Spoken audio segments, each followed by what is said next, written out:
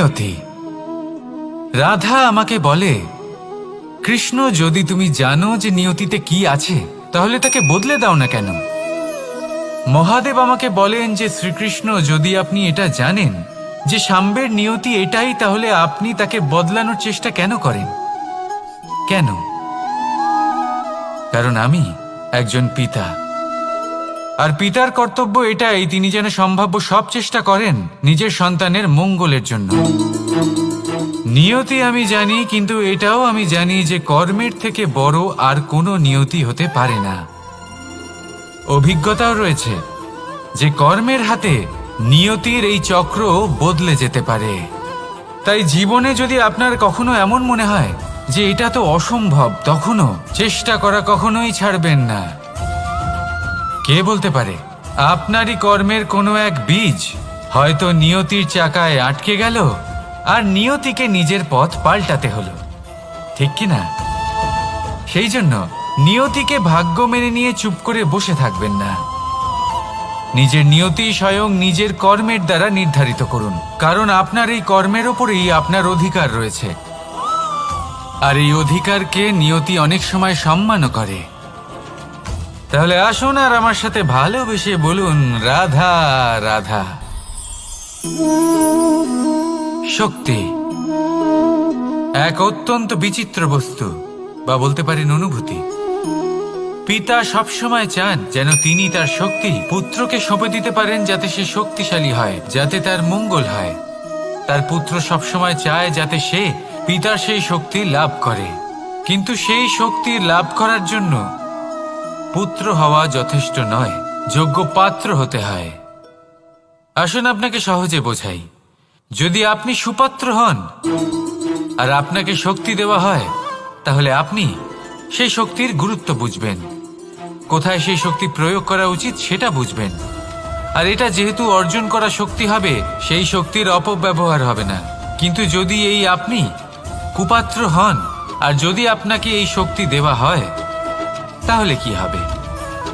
দেখতে গেলে এই শক্তি আপনি দান হিসেবে পেয়েছেন, তাই না আপনি এই শক্তির গুরুত্ব বুঝবেন আর না এর প্রয়োগ আপনি জানবেন। তার অপব্যবহার হওয়া সুনিশ্চিত। তাই যদি আপনি কোনো শক্তি অর্জন করতে চান, তাহলে আগে তার যোগ্য হয়ে উঠুন। পুত্র নয়, পাত্র হয়ে উঠুন। আর আমার সাথে ভালোবেসে বলুন, রাধা রাধা। কথায় আছে, প্রত্যেক পুত্র তার পিতার প্রতিচ্ছবি হয়, আর সমস্ত প্রতিচ্ছবি চায় যেন সে তার অস্তিত্ব প্রাপ্ত করতে পারে। পুত্র চায় সে যেন তার পিতার মতো হয়, বা কখনো কখনো তার থেকেও শ্রেষ্ঠ হয়। সেটা কোনো অনুচিত ব্যাপার নয়। অনুচিত তখন হয় যখন পুত্র নিজের পিতার মতো হবার স্বপ্ন পূরণ করতে গিয়ে বা তার থেকেও শ্রেষ্ঠ হওয়ার স্বপ্ন পূরণে অনুচিত পথের আশ্রয় নেয়। কারণ তারপরে সে তার পিতার গুণগুলি আত্মসাৎ করতে চায় না। সে শুধুই এটা চায় যে সংসারের চোখে যেন আমি শ্রেষ্ঠ প্রমাণিত হই। এটা অনুচিত। সংসারে এমন অনেক মানুষ আছেন যারা এই কারণে শ্রেষ্ঠ হবার চেষ্টা করেন যাতে তার পরিবারের তার পিতার সম্মান বৃদ্ধি পায়। এমনও মানুষ থাকেন, আর এটাই হলো পার্থক্য উদ্দেশ্যের। মনে রাখবেন, যদি আপনার উদ্দেশ্য শুভ হয় তাহলে পথও শুভ হবে, যদি আপনার উদ্দেশ্য অশুভ হয় তাহলে পথও অশুভ হবে। তাহলে নিজের পিতার মতো হবার চেষ্টা অবশ্যই করুন, তার থেকেও শ্রেষ্ঠ হওয়ার চেষ্টা অবশ্যই করুন, কিন্তু মনে রাখবেন আপনার সংকল্প আর আপনার উদ্দেশ্য এই দুই শুভ হওয়া উচিত। তাহলে আসুন আর আমার সাথে ভালোবেসে বলুন, রাধা রাধা। শক্তি শক্তি অর্জন করা এতটা কঠিন নয় যতটা শক্তি লাভ করার পরে সেই শক্তি সামলানো কঠিন হয়। কারণ যেই মানুষ শক্তি লাভ করে তার মনে গর্ববোধ জন্মায়, জন্মায় অহংকার, জন্মায় জেদ। তাই শক্তি প্রাপ্ত করার সাথে বিনম্র থাকাও অত্যন্ত আবশ্যক। আর এটা আমাদের শেখা উচিত বৃক্ষের থেকে। বৃক্ষ যা আমাদের ফল দেয়, বৃক্ষ যা যত ফল দেয় ততটাই ঝুঁকে যায়। আমরা পাথর মারি ওই বৃক্ষের থেকে ফল প্রাপ্ত করার জন্য। সেই পাথরের মার সহ্য করেও বৃক্ষ আমাদের ফল দেয়। কোনো গর্ববোধ নেই, কোনো অহংকার বোধ নেই, আর সেই জন্য এই বৃক্ষের পুজো করা হয়। এটাই হলো মাহাত্ম্য শক্তির সাথে বিনম্রতার। যদি এই শক্তি সৃজন করে থাকে, সাহায্য করে থাকে, সম্বল হয়ে থাকে, তবেই সেই শক্তি উপযুক্ত। আর নয়তো সেই শক্তি একদিন আপনাকে আসক্ত অবশ্যই করবে। তাহলে শক্তি অবশ্যই অর্জন করুন, কিন্তু তার সাথে সেই শক্তি সামলানোর মতো বিবেকও আপনাকে অবশ্যই জাগ্রত করতে হবে। তাহলে আসুন আমার সাথে ভালোবেসে বলুন, রাধা রাধা। অহংকার অত্যন্ত বলশালী হয়। এই অহংকার মানুষকে কখনো নত হতে দেয় না। অদ্ভুত ব্যাপার, এই অহংকার যা মানুষকে কখনো নত হতে দেয় না, সেটাই তার পতনের কারণও হয়ে দাঁড়ায়। যেখানে মানুষ এটা ভাবতে শুরু করে যে শুধুমাত্র সেই যোগ্য, সেখান থেকেই তার পতনের আরম্ভ। ঠিক কিনা? দেখুন, যদি কোনো মানুষ এটা ভাবে যে আমি এই সব কিছু করতে পারি, তাহলে তা হলো বিশ্বাস। কিন্তু যদি সে এটা ভাবতে থাকে যে শুধুমাত্র আমি এই কাজ করতে পারি, তাহলে তা হলো সেই ব্যক্তির অহংকার। আর এটা আপনাকে বিনাশের দিকে অবশ্যই নিয়ে যাবে। মনে রাখবেন, যখন আমি আর শুধুমাত্র এই দুই এক হয়ে যায়, সেখান থেকে আপনার পতনের সূত্রপাত হবেই। তাই আপনি কখনোই এই অহংকারের চক্রব্যূহে ফেঁসে যাবেন না। বিশ্বাস রাখুন নিজের ওপর এবং অন্যের ওপরও। আর মনে রাখবেন, বিশ্বাসের মধ্যে বিশ্বের প্রত্যেকটা বস্তু বসবাস করে। তাই এই অহংকারকে ত্যাগ করে ফেলুন আর আত্মবিশ্বাসের ওপর মনোসংযোগ করুন। আর আমার সাথে ভালোবেসে বলুন, রাধা রাধা। মানুষ নিজের জীবনে ঈশ্বরকে খুব মান্য করে। ওনার জন্য কি না করে, ভিন্ন ভিন্ন নামে তাকে স্মরণ করে, তাকে পুজো করে, তার আরাধনা করে। সে জানে যে ঈশ্বর তাকে শক্তি অবশ্যই দেবেন, তাকে সাহায্য অবশ্যই করবেন। কিন্তু যখন প্রশ্ন আসে গুরু এবং ঈশ্বরের, তখন গুরুর মান কখনো কম হওয়া উচিত নয়। কারণ সত্যি বলতে কি, গুরুই হলেন সেই সিঁড়ি যা বেয়ে আপনি ঈশ্বরের কাছে পৌঁছানোর পথ খুঁজে পাবেন। সেই পথ আপনি গুরুর থেকেই পাবেন। গুরু না থাকলে আপনি কখনো ঈশ্বর লাভ করতেই পারবেন না। আর জীবনে অনেক সময় লক্ষ্যের থেকেও অনেক বেশি গুরুত্বপূর্ণ হলো পথ। তাই এই পথের সম্মান করতে শিখুন, অর্থাৎ গুরুকে সম্মান করতে শিখুন। কারণ গুরুই হলেন পরমেশ্বর। তাহলে আসুন আর আমার সাথে ভালোবেসে বলুন, রাধা রাধা। আপনার জীবনে আপনার প্রকৃত বন্ধু আসলে কে? আপনার সব থেকে শ্রেষ্ঠ মিত্র আসলে কে? তিনি যিনি সময় এলে পরে আপনাকে সাহায্য করেন, নাকি তিনি যিনি সময় এলে পরে আপনাকে অর্থ দেন? দেখুন, আমরা হলাম মানুষ, আমাদের জীবনে লেনদেন চলতেই থাকে। এটা আমাদের জীবনের অভিন্ন অংশ। কিন্তু অনেক সময় এমন হয় যে আমরা তাকেই নিজের প্রকৃত বন্ধু বলে মনে করি, যিনি আমাদের একটা বহুমূল্য উপহার দেন। ঠিক কিনা? এবার আপনার জীবনে সেই বহুমূল্য উপহার কোনটা, ওই অমূল্য মিত্র আসলে কে, সেই সিদ্ধান্ত হলো আপনার। কিন্তু যদি আপনি আমাকে জিজ্ঞেস করেন, তাহলে আমার মতে স্বর্ণ, হিরে, মুক্ত, ধন এগুলো বহুমূল্য নয়। বহুমূল্য হলো সঙ্গ, যখন আপনি একা হয়ে যাবেন, সময়, যখন আপনার তাকে প্রয়োজন হবে, সমর্পণ, যখন আপনার বিশ্বাসের প্রয়োজন পড়বে।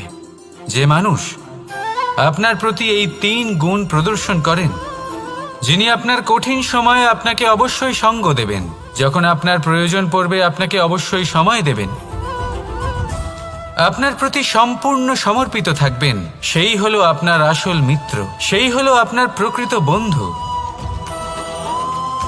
কারণ সত্যি বললে, বন্ধুত্বের অর্থই হলো নিজেকে সম্পূর্ণরূপে কারোর কাছে সমর্পণ করে দেওয়া। তাই আপনার সেই বন্ধুর জন্য নিজের প্রাণ উজাড় করে দিন আর ভালোবেসে বলুন, রাধা রাধা। মানুষ জীবনে 3টে কাজ অবশ্যই করে থাকে, কিছু দান করে, কিছু গ্রহণ করে, আর কিছু ত্যাগ করে দেয়। এটাও ভাবতে থাকে যে এটা করলে কিভাবে করবে। দেবার জন্য পর্যাপ্ত ধন নেই, নেবার জন্য সংসারে অত স্নেহ নেই, আর ত্যাগ করার জন্য জীবনে এত সুখই নেই, তাহলে কিভাবে করবে? আসলে আমরা বস্তুগত চাহিদা অর্জনে এত ব্যস্ত হয়ে পড়ি যে আমরা বুঝতেই পারি না যে কি নেবার আছে, কি দেবার আছে, আর কি ত্যাগ করার আছে। তাহলে আজ আমি আপনাকে বলেই দিই, মনে রাখবেন এই 3টে গুরুত্বপূর্ণ গুণ, 3টে গুরুত্বপূর্ণ কথা। দেবার জন্য আছে দান, নেবার মতো আছে জ্ঞান, আর ত্যাগ করার মতো আছে অহংকার। যখন আপনি দান করতে শিখে যাবেন, জ্ঞান অর্জন করার শক্তি আপনা থেকেই আপনার মধ্যে চলে আসবে। আর যখন এই জ্ঞান আপনার মধ্যে প্রবেশ করবে, অহংকার আপনা থেকেই আপনার থেকে দূরে চলে যাবে। যে ব্যক্তি এই 3-এর মধ্যে ভারসাম্য বজায় রাখতে পারে, তার বর্তমান, ভূত, ভবিষ্যৎ, লোক, পরলোক সব কিছু শুধরে যায়। যেই দিন আপনি দান করতে শিখে যাবেন, জ্ঞান আহরণ করতে শিখে যাবেন, অভিমান ত্যাগ করতে শিখে যাবেন, আপনার সর্বশক্তিশালী, সর্বশক্তিমান পরমেশ্বরেরও প্রয়োজন পড়বে না। কারণ তখন ঈশ্বর আপনার মধ্যেই বাস করবেন। তাহলে আসুন আর আমার সাথে ভালোবেসে বলুন, রাধা রাধা। জীবনে অনেক সময় সমস্যা আমাদের চারদিক থেকে ঘিরে ফেলে। এই সমস্যা নানান ধরনের হতে পারে। আর্থিক সমস্যা হতে পারে, পারিবারিক সমস্যা হতে পারে, কোনো সম্পর্ক নিয়ে সমস্যা হতে পারে, কখনো কোনো দৈনিক সমস্যা হতে পারে, কখনো কোনো দ্বন্দ্ব হতে পারে, অনেক সমস্যা হতে পারে। কিন্তু যখনই কোনো সমস্যা আসে, আমাদের মনে তার জন্য একটা উত্তর অবশ্যই থেকে থাকে, যা আমাদের অন্তরে রয়েছে। একে আমরা বলি আত্মা। আত্মা হলো পরমাত্মারই রূপ, আর পরমাত্মা তা কখনোই কিছু অনুচিত চাইবে না, তাই তো? এই আত্মা খুব ভালো করে জানে যে কোনটা উচিত আর কোনটা অনুচিত। যদি আসল বিষয়ের কথা বলি, তাহলে আপনাকে নিজের মনকে বুঝতে হবে। কারণ আত্মা তো পরমাত্মা থেকেই আসে, কিন্তু এই মন মানুষ জন্ম থেকেই প্রাপ্ত করে, যার বিকাশ হয় এই সংসারকে দেখে। যেদিন আপনার এই মন আর আপনার এই আত্মা, এই দুই এক হয়ে যাবে, আত্মসাৎ হয়ে যাবে, সেদিন আপনার জীবনে না কোনো সমস্যা থাকবে, না কোনো ঝঞ্ঝাট থাকবে, না কোনো সংকট থাকবে। কারণ আপনার কাছে সেই সমস্ত সমস্যার, সমস্ত বিপদের সমাধান থাকবে, আর তাও আপনারই অন্তরে। তাহলে আসুন আর আমার সাথে ভালোবেসে বলুন, রাধা রাধা। ভক্তি আর শক্তি, এই দুইয়ের মধ্যে সম্পর্ক অত্যন্ত সরল। মানুষ ভক্তি করেন যাতে তিনি শক্তি লাভ করতে পারেন, আর শক্তি লাভ করার পরে ভক্তিভাব ভুলে যান, আর শক্তির প্রতি আসক্তিতে মত্ত হয়ে যান, আর সেখান থেকেই তার বিনাশ শুরু হয়। কেন? কারণ ভক্তির দ্বারা প্রাপ্ত শক্তি অন্য কারোর হিতের জন্য ব্যবহার করতে হয়, অন্য কারোর মঙ্গল করার জন্য ব্যবহার করতে হয়, কারোর বিনাশের জন্য নয়। এবার যদি আমি আপনাদের একটা উদাহরণ দিয়ে বোঝাই, তাহলে কোদাল দিয়ে আমরা মাটি কোপাতে পারি, একটা গর্ত খুঁড়তে পারি, যাতে একটা নতুন বৃক্ষ জন্ম নিতে পারে, একটা বৃক্ষ যা অন্য জীবকে ফল প্রদান করবে, যাত্রীদের ছায়া প্রদান করবে। কিন্তু এই কোদালের ব্যবহার যদি আমরা অন্য কারোর ক্ষতি করার জন্য করি, তাহলে ক্ষতি শুধুমাত্র আমাদেরই হবে। তাই জীবনে যদি আপনি কোনো শক্তি লাভ করেন, হয়তো ভক্তির দ্বারা বা অন্য যেখান থেকেই হোক, তার সদ্ব্যবহার করতে শিখুন, নয়তো এই প্রাপ্ত শক্তি আপনার পতনের কারণ হয়ে দাঁড়াবে। তাহলে আসুন আমার সাথে ভালোবেসে বলুন, রাধা রাধা। বরদান অত্যন্ত বিচিত্র এক বিষয়, কিন্তু দেখতে গেলে এই বরদান কি না করতে পারে। এক দরিদ্রকে রাজা বানিয়ে দিতে পারে, একজন দুর্বলকে এই সংসারের সব থেকে শক্তিশালী ব্যক্তি বানিয়ে দিতে পারে। কিন্তু আমরা ভুলে যাই এক অত্যন্ত গুরুত্বপূর্ণ কথা। বরদান এই শব্দের শেষে দান লুকিয়ে রয়েছে। এই দান কথাটা অত্যন্ত গুরুত্বপূর্ণ। আমাদের মনে রাখা উচিত এই বরদান আমরা দানে পেয়েছি, আর তাই তার সম্মান করা উচিত, কখনোই অহংকার করা নয়। আর যে ব্যক্তি বরদান পেয়ে অহংকার করেন তার যা ক্ষতি হয় তা হলো এই বরদান তার থেকে কেড়ে নেওয়া হয়। বর অর্থাৎ শ্রেষ্ঠ, অর্থাৎ বরদানের অর্থ হলো একটা শ্রেষ্ঠ দান, এবং তার ব্যবহার যদি আপনি কারোর ক্ষতি করার জন্য করেন তাহলে ক্ষতি শুধুই আপনার হবে। তাহলে এই বরদানের সম্মান করুন, উচিত পথে চলুন, আর উচিত উদ্দেশ্য নিয়ে এর ব্যবহার করুন, সব কিছু ভালোই হবে। তাহলে আসুন আর আমার সাথে ভালোবেসে বলুন রাধা রাধা। পিতা আর পুত্রের সম্পর্ক অত্যন্ত মধুর হয়ে থাকে। পিতা স্বপ্ন দেখেন, তাকে পূর্ণ করার সকল সম্ভাব্য চেষ্টা করেন, কিন্তু তাও অনেক সময় ওনার স্বপ্ন অপূর্ণ থেকে যায়। তখন পিতা ভাবেন যে স্বপ্ন উনি পূর্ণ করতে পারেননি ওনার সন্তান তা অবশ্যই পূরণ করবে। যে স্থানে উনি কখনো পৌঁছতে পারেননি সেই স্থানে ওনার পুত্র অবশ্যই পৌঁছবে। পিতা নিজের সন্তানের ভবিষ্যৎ নিয়ে সেই স্বপ্ন দেখেন, আর যখন সেই সন্তান সামনে এগোতে থাকে তখন তার দুঃখ হয় না, বরং গর্ব হয়। ওনার ভালো লাগে এটা দেখে যে ওনার সন্তান অনেক উন্নতি করছে। কিন্তু যখন সন্তান নিজের অভিভাবকের শক্তি দেখে, তার যশ দেখে হিংসা করতে থাকে, সমস্যা সেইখানেই শুরু হয়। সেই জন্য সকল সন্তানকে এটা মনে রাখতে হবে, দেখুন, পুত্র হবার সুবাদে, এক সন্তান হবার সুবাদে এটা হলো আপনার অধিকার যে আপনি আপনার পিতার থেকে বেশি উন্নতি করবেন। আপনার পিতাও এটাই চান, কিন্তু সুস্থভাবে এটা করুন। একটা রেখা টেনে নিন যাতে আপনি তাতে এগোতে পারেন আর আপনার পিতার তাতে গর্ববোধ হয়, আর সেই বিষয়ে দুঃখ না হয় যে আমার সন্তান আমাকেই ছোট করার চেষ্টা করছে। ইতিহাস সাক্ষী রয়েছে, যে মানুষ অন্য কাউকে ছোট করার চেষ্টা করেছেন সেই মানুষই ছোট হয়ে গেছেন। আর আমার মনে হয় না আপনি এটা চান, কারণ কোনো একদিন আপনিও কারোর পিতা হবেন। আসুন আমার সাথে ভালোবেসে বলুন রাধা রাধা। সাথী, সাথী এই শব্দটির ব্যাখ্যা কে কিভাবে করে? মিত্র, সখা, বন্ধু, কিন্তু অর্থ একটাই, তিনি যিনি আপনার সঙ্গী হন আর তিনি যার সাথী আপনি হন। এবার সব থেকে বড় প্রশ্ন হলো এটাই যে তিনি কে হতে পারেন যাকে আপনি আপনার সাথী বলে মেনে নিতে পারেন, নিজের সখা, নিজের মিত্র, নিজের বন্ধু মেনে নিতে পারেন। আপনার সাথী হলেন তিনি যিনি দুঃখের সময় আপনার পাশে থাকবেন, আপনার হাত ধরে থাকবেন। আপনার সাথী হলেন তিনি যার হাত আপনি নিজের সুখের দিনে ধরে থাকবেন। সেই সাথীরই হাত ধরুন যিনি দুঃখে সবসময় আপনাকে সাহায্য করার জন্য তৎপর হয়ে থাকেন, আপনার পাশে থাকেন, আর যাকে সুখের দিনে আপনি আপনার সাথে রাখতে পারেন। আর যখন আপনার সাথে আপনার এই সাথী থাকবে তখন আপনি এটা বুঝবেন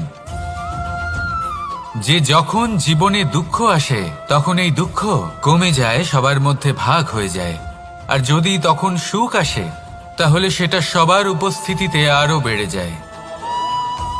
এটাই হলো প্রেম, এটাই হলো ভালোবাসা, এটাই হলো সঙ্গ, যেমন সম্পর্ক আমার আর রাধার মাঝে। তাহলে আসুন আর আমার সাথে ভালোবেসে বলুন রাধা রাধা। আমাদের মনে যখন কোনো প্রশ্ন ওঠে, কোনো দ্বন্দ্ব জাগে, তখন আমরা যাই আমাদের গুরুর কাছে, আমাদের আরাধ্যের কাছে গিয়ে জিজ্ঞেস করি। এইভাবেই একদিন আমি পৌঁছলাম আমার আরাধ্যের কাছে, আমার মহাদেবের কাছে, আর ওনাকে প্রশ্ন করলাম যে মহাদেব, জীবনে আনন্দ পাওয়ার, উৎসব পালনের, প্রেম ভাগ করে নেবার, জীবনকে উপভোগ করে নেওয়ার সর্বশ্রেষ্ঠ সময় কোনটা? মহাদেব হাসলেন আর উনি বললেন, জীবনে উৎসব পালনের সবথেকে শ্রেষ্ঠ দিন হল মৃত্যুর ঠিক আগের দিনটা। প্রেম ভাগ করে নেওয়ার সবথেকে শ্রেষ্ঠ মুহূর্ত হল মৃত্যুর ঠিক আগের মুহূর্ত। জীবনকে উপভোগ করে নেওয়ার সর্বশ্রেষ্ঠ প্রহর হল মৃত্যুর এক প্রহর পূর্বে। তখন আমি চমকে গেলাম। আমি বললাম, কিন্তু মহাদেব, মৃত্যু তো অনিশ্চিত, আমরা জানিও না কবে আমাদের মৃত্যু হবে। মহাদেব আবার হাসলেন। উনি বললেন যে যদি আমরা এভাবে জীবন কাটাই যে আমরা জীবনের প্রত্যেক দিন, প্রত্যেক মুহূর্ত, প্রত্যেক প্রহর শেষ বলে মনে করি, তাহলে আমাদের সমস্ত জীবন আনন্দের সাথেই অতিবাহিত হবে। কি বলেন? তাহলে আপনিও এই কথা মনে রাখুন আর আমার সাথে ভালোবেসে বলুন, রাধা রাধা। জীবনে অগ্রসর হওয়ার জন্য আমাদের কাকে প্রয়োজন হয়? মাতা পিতা, বন্ধু, প্রেম, সাহায্য, অর্থ, পরিশ্রম, আশা। ভিন্ন ভিন্ন মানুষ ভিন্ন ভিন্ন বিকল্প চয়ন করে। যদি আমি আপনাকে বলি, তাহলে জয় আর পরাজয়ের মন্ত্র দুটো শব্দের উপর নির্ভর করে, মেনে নেওয়া আর দৃঢ় হওয়া। যদি মেনে নেন তাহলে হেরে যাবেন, যদি দৃঢ় হন তাহলে নিশ্চিত রূপে জয়ী হবেন। যদি কখনো আপনি ক্লান্ত হয়ে ওঠেন, আপনি দুঃখী হন, পুরোপুরি ভেঙে পড়েছেন, তখন মেনে নেবেন না যে আপনি ভেঙে পড়েছেন, নয়তো হেরে যাবেন। তখন উল্টে স্থির করবেন যে যাই হয়ে যাক না কেন, আমি জয়ী হবই। আর আপনি দেখবেন যে জয় নিশ্চিত রূপে আপনার কাছেই আসবে। তাহলে এই কথা মনে রাখবেন আর আমার সাথে ভালোবেসে বলবেন, রাধা রাধা। সময়, জীবন, কাল। দেখতে গেলে এই তিনটি শব্দ একটি শব্দেরই সমার্থক শব্দ মনে হয়, কিন্তু এই শব্দগুলির অর্থ কি সমান? কখনোই নয়। হ্যাঁ, এই সময় চলতে থাকে, জীবন চলতে থাকে, কালচক্র চলতে থাকে। এই সময় কেটে যায়, কিন্তু এই জীবন, একে যাপন করতে হয়। কি বলেন? এই জীবনে কিছু করুন বা কিছু না করুন, জীবন এমনি কেটে যাবে, আপনি জানতেও পারবেন না। কিন্তু সেটা আমাদের উদ্দেশ্য নয়, একে যাপন করতে হবে। এই জীবনে প্রেরণা পেতে শিখুন, প্রেরণা দিতে শিখুন, আহ্বান গ্রহণ করতে শিখুন, আহ্বান জানাতে শিখুন, মহান কাজ করতে শিখুন, ধন্যাত্মক বোধ জাগিয়ে তুলুন। জীবন অতিবাহিত করার অর্থ কি তা আপনি শিখে যাবেন। কারণ সময় কেটে যায়, সমস্ত যুগ কেটে যায়, কিন্তু জীবনের রীতি জীবন কাটিয়ে দেওয়া নয়, জীবন যাপন করা। এই জীবন সম্পূর্ণরূপে অনুভব করতে হবে, নতুন পথ বানাতে হবে। এবারে যদি এই জীবন বাঁচার সময় একবার ভেবে দেখুন, যদি মনে প্রেম থাকে, সদ্ভাবনা থাকে, তাহলে কি হবে? এই জীবনকে বাঁচার অনুভূতিটাই অন্যরকম হয়ে যাবে, একটা আনন্দময় অনুভূতি লাভ করবেন।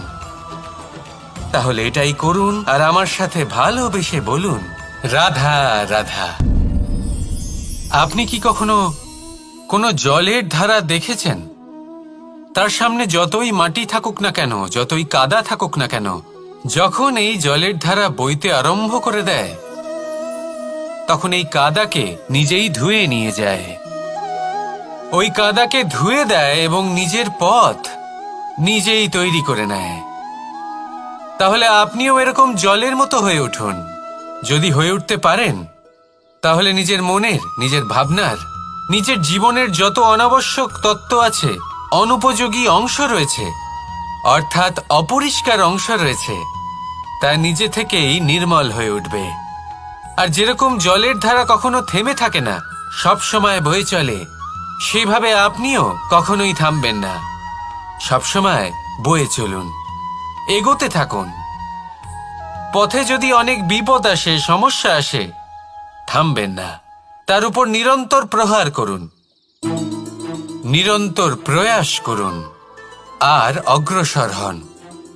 আপনি ভেবে দেখুন, এই জলের ধারা কখনো থেমে থাকে না, সবসময় বয়ে চলে, বিপদের সম্মুখীন হয়ে তাকে সাথে বয়ে নিয়ে চলে।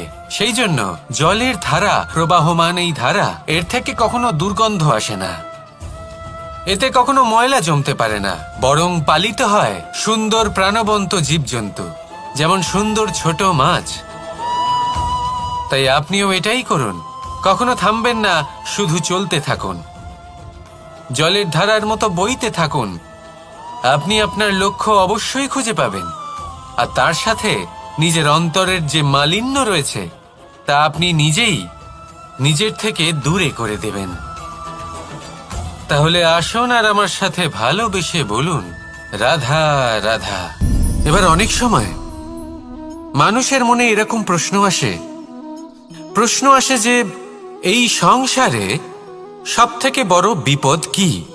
কেউ বলে ধর্ম সংকট, আবার কেউ বলে প্রাণের ওপর আসা সংকট। প্রত্যেক মানুষের জীবনে বিভিন্ন সংকট আসে, আর এই সমস্ত সংকট অত্যন্ত বিচিত্র হতে পারে। এই সমস্ত সংসার হলো সংকট দ্বারা পরিপূর্ণ। ঠিক আছে, আপনাকে একটা উদাহরণ দিই। একজন ধনী ব্যক্তি, এবার ওনার জীবনে সংকট কি হতে পারে? সংকট এটাই যে কেউ তার সম্পত্তি চুরি না করে নেয়, আমরা বুঝতে পারছি। এবার একজন চোর, তার জীবনে সংকট কি হতে পারে? যে চুরি করার সময় সে যদি তার একটা কাশি চাপতে না পারে, তাহলে সে ধরা পড়ে যেতে পারে, ঠিক কিনা? আবার অনেক সময় এমনও হয় যে যার জন্য আমি সংকট, সেও আমার কাছে সংকট। যেমন এই পরিস্থিতিতে দেখুন, সংকট হলো সংকট, এ তো জীবনে থাকবে, কিন্তু এর সম্মুখীন কিভাবে হওয়া যায়? খুব সরল, সব এটার ওপর নির্ভর করে, মনের ওপর। এই মনকে নিয়ন্ত্রণ করলে সব ঠিক থাকবে। এবার যদি ধনী ব্যক্তি মনকে নিয়ন্ত্রণ করে ফেলেন, নিজের অর্থের ব্যবহার শুভ কাজের জন্য, সমাজের সেবার জন্য বিকাশ করতে করেন, ওই অর্থকে একত্রিত করে না রাখেন, তাহলে চুরির সমস্যা, এই সংকট সেখানেই কেটে যাবে। এবার যদি কথা বলি সেই চোরের, তাহলে চোর যদি নিজের মনকে সংযত করে নেয়, যদি নিজের কর্মকে নিয়ন্ত্রণ করতে পারে, তাহলে এমন কোনো স্বর নেই যা ওকে ধরা পড়তে বাধ্য করবে। সেই জন্য জীবনে সংকট যতই আসুক, যত বড়ই সংকট আসুক না কেন, কবচ হলো একটাই, আর এই কবচের নাম হলো আত্মনিয়ন্ত্রণ। নিজের মনকে নিয়ন্ত্রণে রাখতে শিখুন। এটা নিজের জীবনে প্রয়োগ করে তো দেখুন। যদি আপনি করতে পারেন, তবে আপনি দেখবেন যে সংকট তো জীবনে আসা যাওয়া করে, কিন্তু সেই সংকটগুলির সম্মুখীন আপনি এইভাবে করতে পারবেন। তাহলে সেটাই করুন, আর আমার সাথে ভালোবেসে বলুন, রাধা রাধা। এই দড়িটা দেখুন, ছোট ছোট রেশম দ্বারা তৈরি, এটা সরু সুতো দ্বারা তৈরি হয়েছে এটা, আর এ অত্যন্ত কোমলও বটে। আর আপনি চাইলে এটা সোজাও করে দিতে পারেন, আর চাইলে এটা বেঁকিয়েও দিতে পারেন, আর যদি চান তাহলে এটা গোল গোল করে বেঁধে কোথাও রেখেও দিতে পারেন। এবার এই কোমল দড়ি যদি কোনো নিষ্ঠুর কঠিন পাথরে বারংবার জড়িয়ে দেওয়া হয়, তাহলেও তাকেও কাটতে পারে, নিজের ছাপ ছেড়ে যেতে পারে, সেটার আকারও বদলে ফেলতে পারে। এবার এর কারণ কি? এর কারণ হলো অভ্যাস আর নিরন্তর প্রচেষ্টা। যদি আপনিও চেষ্টা করেন আর নিরন্তর কর্ম করে যান, তাহলে আপনার প্রারব্ধ পাথরের মতো কঠিনই হোক না কেন, তাতে ভাঙন ধরিয়েও আপনি নিজের লক্ষ্যে অবশ্যই পৌঁছতে পারবেন। একটা গুরুত্বপূর্ণ কথা মনে রাখবেন, সুকর্মের অভ্যাস আর নিরন্তর প্রয়াস, এই হলো সাফল্যের মন্ত্র। তাহলে জীবনে এই মন্ত্র আনুন আর আমার সাথে ভালোবেসে বলুন, রাধা রাধা। বসন্ত ঋতু, এই সময় মন আনন্দে ভরে থাকে। এমন মনে হয় যেন আমরা আকাশে বিচরণ করতে চলে যাই, কিন্তু সেটা তো সম্ভব নয়। সেই জন্য হয়তো আমরা ঘুড়ি ওড়াই, এই ঘুড়িকে নিজেদের প্রতিরূপ মনে করে। এবার অনেক মানুষ আছেন যারা ঘুড়ি ওড়ান, কিন্তু এই কর্মের সারমর্ম কি সেটা কজন বুঝতে পারেন? আপনি এটা মনে করুন যে আপনি হলেন সেই ঘুড়ি, আর এই সুতো যিনি ধরে রয়েছেন তিনি হলেন পরমাত্মা। আর এই সুতো যেখান থেকে শুরু হয় সেই লাটাই হলো আমাদের কর্মচক্র। এবার আপনি নিজেই অনুমান করুন যে এই উড়ান কার ওপর নির্ভরশীল? পরমাত্মার ওপর আর আপনার কর্মের ওপর। যদি পরমাত্মা আপনার হাত ধরে থাকেন, আপনার সাথে থাকেন, যদি আপনি শুভ কর্ম করতে থাকেন, আপনি এই আকাশে উড়তে থাকবেন। কিন্তু কোথাও কোথাও যদি পরমাত্মার সাথে এই বন্ধন ছিন্ন হয়, আপনার কর্মচক্র খারাপ হয়ে যায় বা থেমে যায়, তাহলে আপনার এই ঘুড়ি কেটে যাবে আর দূরে কোনো গাছের ডালে গিয়ে আটকে যাবে। তাই শুধুমাত্র ঘুড়ি ওড়াবেন না, তার থেকে শিখুন, পরমাত্মার সাহচর্যে থাকুন, সবসময় শুভ কর্ম করতে থাকুন আর সবসময় এই আকাশে উড়তে থাকুন।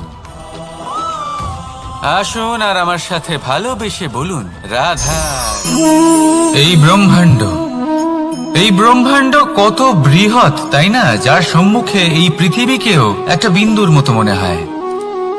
আর এই পৃথিবীতে আমরা কে হই, আমাদের আকার কি রকম, আমাদের অস্তিত্বই বা কি? যখন আমরা এভাবে ভাবি তখন মনে হয় আমরা কিছুই নই।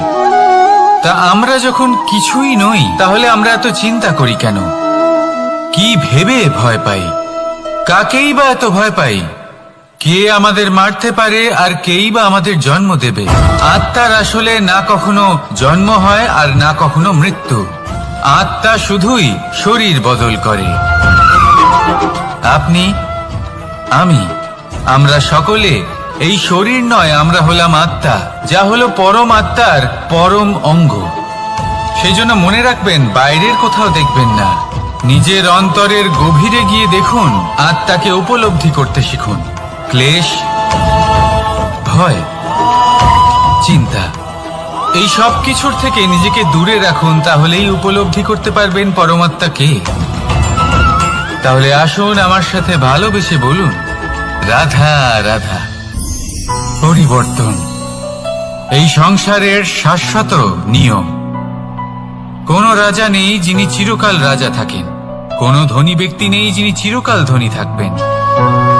এই সংসারে সূর্যের স্থান নেওয়ার জন্য চন্দ্রিমার আগমন ঘটে। কোন স্থান যাকে পতিত বলা হয়েছিল সেখানে মহল তৈরি হয়েছে। কোন স্থান যাকে আজ মলিন বলা হয়েছে কাল সেখানে মন্দিরও স্থাপন হতে পারে। কোন ঋতু চিরকালের জন্য থাকে না, কখনো সময় চিরকাল একরকম থাকে না। আজ যে আপনার কাছে রয়েছে কাল অন্য কারোর ছিল, আজ যে আপনার কাছে রয়েছে কাল তা অন্য কারোর কাছে চলে যাবে। আপনার সাথে কিছু থাকলে তা হলো আপনার কর্ম, কিন্তু সেই কর্মের পরিণামও আপনার নয়। আপনি শুধু কর্ম করুন, বাকি সবকিছুই পরিবর্তনশীল। কিন্তু সেই পরিবর্তনকে দেখে ভয় পাওয়ার প্রয়োজন নেই, তাকে স্বাগত জানান। যদি আপনি হাসি মুখে সেই পরিবর্তনকে স্বাগত জানান, তাহলে এই পরিবর্তনও হাসি মুখে আপনার সাথে থাকবে। আসুন আমার সাথে ভালোবেসে বলুন, রাধা রাধা। এই সংসারে সুখ আর সন্তোষ লাভ করার পথ কি? ত্যাগ করা নাকি মেনে নেওয়া? এটা হলো একটা ধাঁধার সমান, আর যে বুঝতে পারে তার কাছে এক মিত্রের সমান। দেখুন, আপনি যা বদলাতে পারেন তা আপনি বদলে ফেলুন, যা আপনি বদলাতে পারবেন না তা আপনি স্বীকার করে নিন, আর যা মেনে নিতে পারবেন না তাকে নিজের থেকে আলাদা করে দিন। ধরুন, আপনার কোনো অভ্যেস আছে যা আপনি বদলাতে চান, বদলে ফেলুন। যদি কোনো সমস্যা থাকে যা বদলানো আপনার হাতে নেই, তা স্বীকার করে নিয়ে তার সাথে পথ চলা শুরু করে দিন। যদি কোনো আবেগ থাকে, পরিস্থিতি থাকে বা কোনো বস্তু থাকে যা আপনি মানতেই পারছেন না, কোনোদিনও মানতে পারবেন না, তাকে নিজের থেকে আলাদা করে দিন। একেও সন্ন্যাস বলা হয়। জীবনে সুখ দুঃখ, ক্ষয় হোক বা লাভ, এই সবেতেই সমান রূপে যাপন করা, তাই হলো সন্ন্যাস। এতেই জীবনের আনন্দ রয়েছে। তাহলে এই আনন্দ উপভোগ করুন আর আমার সাথে ভালোবেসে বলুন, রাধা রাধা। আজ আমি আপনাকে একটা কাহিনী শোনাবো। একটা খাড়াই উঁচু পাহাড় ছিল, যা বেয়ে ওঠা প্রায় অসম্ভব কাজ ছিল। এবার একদিন কয়েকটা ব্যাঙ এলো আর তা বেয়ে উঠতে শুরু করলো। আস্তে আস্তে প্রত্যেকটা ব্যাঙ মিলে লাফিয়ে লাফিয়ে ওপরে ওঠার চেষ্টা করছিল। নিচে কিছু পশু দাঁড়িয়েছিল যারা বলছিল, এটা তো অসম্ভব ব্যাপার, এই ব্যাঙগুলো উঠতেই পারবে না, সকলে পড়ে যাবে। আর তারপর ধীরে ধীরে সমস্ত ব্যাঙ নিচে পড়তে থাকলো। শেষ পর্যন্ত একটাই ব্যাঙ ছিল যে শিখরে পৌঁছতে পারল। জানেন সে কেন পারল? কারণ সেই ব্যাঙ বধির ছিল। সে কারোর কথা শোনেনি। ও স্থির করেছিল শিখরে পৌঁছতে হবে আর পৌঁছে গেল। এবার এটা কিন্তু আমাদের জন্য অত্যন্ত গুরুত্বপূর্ণ শিক্ষা। আপনি যদি জীবনে নিজের লক্ষ্য স্থির করে থাকেন, তাহলে এদিক ওদিক কারোর কথা শুনবেন না, শুধুই নিজের লক্ষ্যের দিকে অগ্রসর হন। কারণ সাফল্য আপনার প্রচেষ্টার দ্বারাই আপনি পেতে পারেন, অন্যের কথা দ্বারা নয়। তাহলে চেষ্টা করতে থাকুন আর নিজের লক্ষ্য প্রাপ্ত করুন। আর আমার সাথে ভালোবেসে বলুন, রাধা রাধা। এই সূচটা দেখুন, কতটা গুরুত্বপূর্ণ এই সূচ। ওর কতটা ভূমিকা রয়েছে, ও কত রকম ভাবে সাহায্য করতে পারে আমাদের। এর সাহায্যে যদি আপনি চান, তাহলে এক সাধারণ কাপড়কে আপনি পোশাকে পরিবর্তিত করতে পারেন। আপনি যদি চান, তাহলে অনেক ফুল একসাথে নিয়ে একটা মালা বানিয়ে ফেলতে পারেন বা অলংকার বানিয়ে ফেলতে পারেন। এর সাহায্যে আপনি বাড়িও সাজাতে পারেন। এ হলো অত্যন্ত গুরুত্বপূর্ণ জিনিস। কিন্তু আপনি ভাবুন, যদি এই সূচে এই ছিদ্রই না থাকে, যদি এর সাথে এই সুতোই না জোড়া যায়, তখনও কি এটা এতটাই গুরুত্বপূর্ণ থাকবে? কখনোই না। তখন এটাকে কাউকে কষ্ট দেওয়ার কাজে লাগানো যেতে পারে। দেখুন, একটা অত্যন্ত গুরুত্বপূর্ণ কথা আপনাকে মনে রাখতেই হবে। যে কোনো বস্তু একা তার গুরুত্ব হারিয়ে ফেলে। কোনো কিছুর সাথে তার সম্মান বেড়ে যায়, তার গুরুত্বও বেড়ে যায়। এটা মানুষের ক্ষেত্রেও প্রযোজ্য।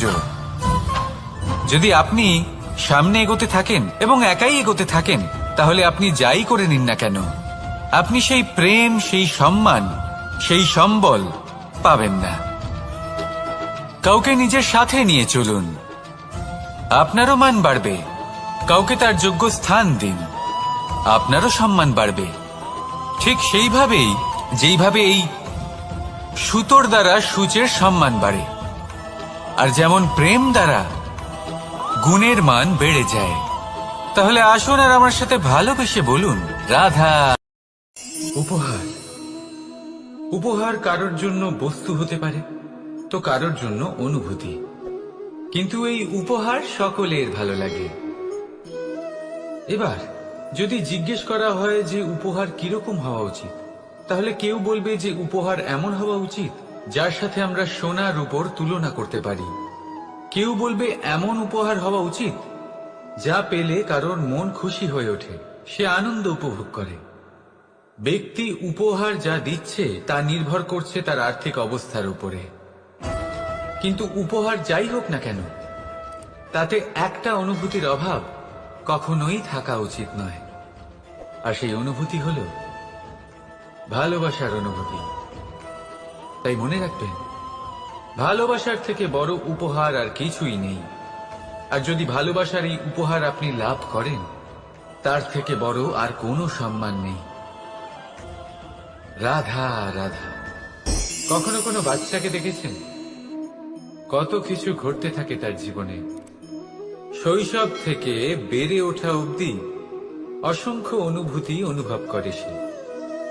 কখনো পড়ে যায়, কখনো আহত হয়, কখনো জ্ঞান লাভ করে, কখনো কষ্ট সহ্য করে তো কখনো আনন্দ উপভোগ করে, কিন্তু মনে রাখে সে শুধুমাত্র আনন্দের মুহূর্তগুলি। এবার শুধু একবার আপনার জীবনের প্রারম্ভের দিকে তাকিয়ে দেখুন, আপনার শৈশবে তাকিয়ে দেখুন।